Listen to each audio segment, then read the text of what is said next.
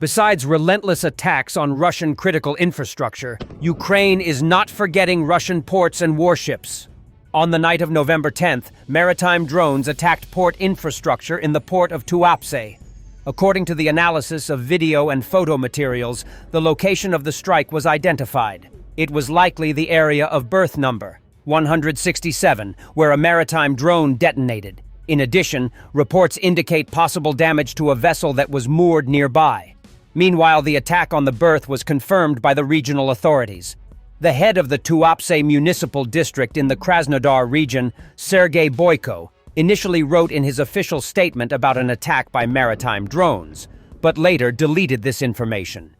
Despite this, the original post was preserved in the Telegram channel of the Krasnodar Krai headquarters.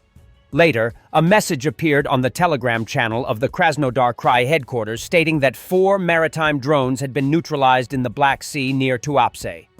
One of them detonated near the shoreline, and the blast wave damaged a 2-story building, a garage, and a boat hangar. It should be recalled that fuel exports through the Tuapse seaport were suspended after an attack by Ukrainian drones on November 2nd.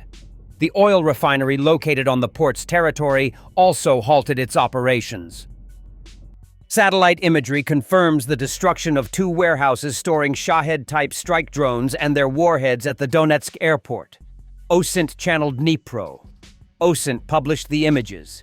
Judging by the photos, one concrete building was completely destroyed, likely by secondary detonation of warheads. A second building was partially damaged. The roof collapsed over roughly half its area. Late on the evening of November 5th, reports emerged of strikes by the Ukrainian Defense Forces on Russian military facilities in occupied parts of the Donetsk region. Local residents later posted videos of a large detonation in the area of the former Donetsk International Airport and the nearby village of Spartak. It was later reported that Ukraine's Special Operations Forces, the Rocket Forces and Artillery, and the Reconnaissance Unit of the 414th Birds of the Magyar, separate unmanned systems brigade, have jointly performed the operation. The development of this complex target involved months of painstaking reconnaissance, assembled from many small pieces. Last night it was struck, using the appropriate means of destruction by the SOF and the missile troops and artillery of the Defense Forces of Ukraine, the USF commander shared. Dossier Spiona analysts note that both cruise missiles and strike drones were used in the attack. The strike destroyed an ammunition depot and a fuel storage site, eliminated a UAV pre-launch preparation point, and damaged power and communications nodes. According to their information, at the time of the strike, the airfield held up to 1,000 Geran-2 Shahed-type drones and more than 1,500 combat units. The Cyber-Baroshno community, from its own sources, gives a similar estimate, putting the probable total number of Shahed and Gerbera drones stored near the Donetsk airport at about 1,150 to 1,200. It is not yet known how many were destroyed. The construction of infrastructure to support Shahed and Gerbera drones near Donetsk airport was first reported in August. The launch site is believed to be intended primarily for strikes on frontline targets rather than deep rear targets, including the contested Pokrovsk direction. And while Ukrainian forces are attacking legitimate military targets, Putin is continuing with its terror campaign. FPV drone footage shows 3 Russian FAB-500 bombs striking an apartment building in Kostiantynivka, Donetsk region. It's just a barbaric army pretending to be world power. A mass recruitment of reservists and volunteers has begun in several dozen regions across Russia to guard strategic facilities and counter enemy drones. According to the newspaper Kommersant, the recruitment is already underway in at least 20 regions, including those bordering Ukraine, where units are being formed to protect critical infrastructure. As the publication notes, volunteer reservists are granted the status of military personnel and will receive all the benefits provided, including social guarantees and payments, for the duration of their service. Meanwhile, the campaign covers a fairly wide age range. Soldiers and sergeants up to 50 years old are eligible for recruitment, as well as junior and senior officers up to 60 to 65 years old.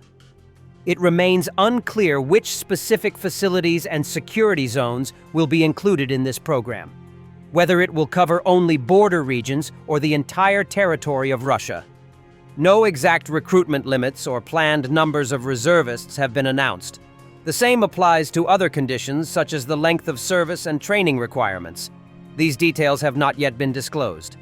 It should be recalled that on November 4th, Russian President Vladimir Putin signed a law allowing citizens, reservists of the Russian armed forces who have signed the relevant contract to take part in special assemblies to guard critical facilities not only during wartime but also in peacetime. The document provides for the use of such reservists to protect essential facilities, energy, and transport infrastructure, as well as to counter unmanned aerial vehicles.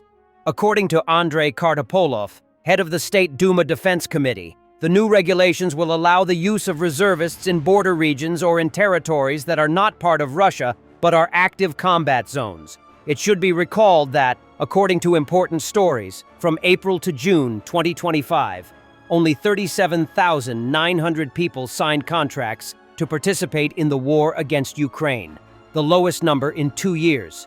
For comparison, in the second quarter of 2024, there were 92,800 such contracts.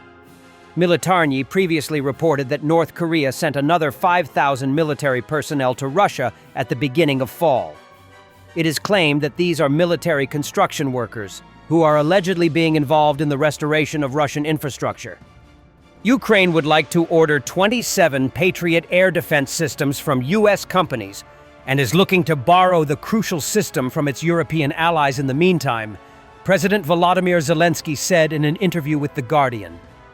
In recent weeks, Ukraine has faced intensified Russian strikes on its energy infrastructure as winter approaches.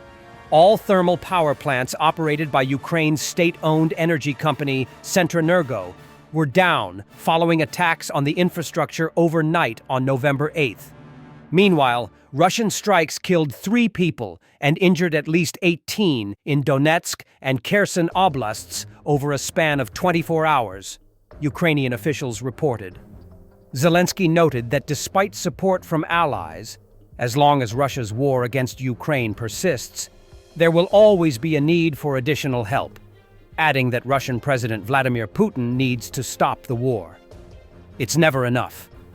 It's enough when the war ends, and enough when Putin understands that he has to stop, Zelensky said. Ukraine's allies provide Ukraine with weapons and coordinate sanctions against Russia, but the support has fallen short of stopping Moscow and meeting Ukraine's battlefield needs.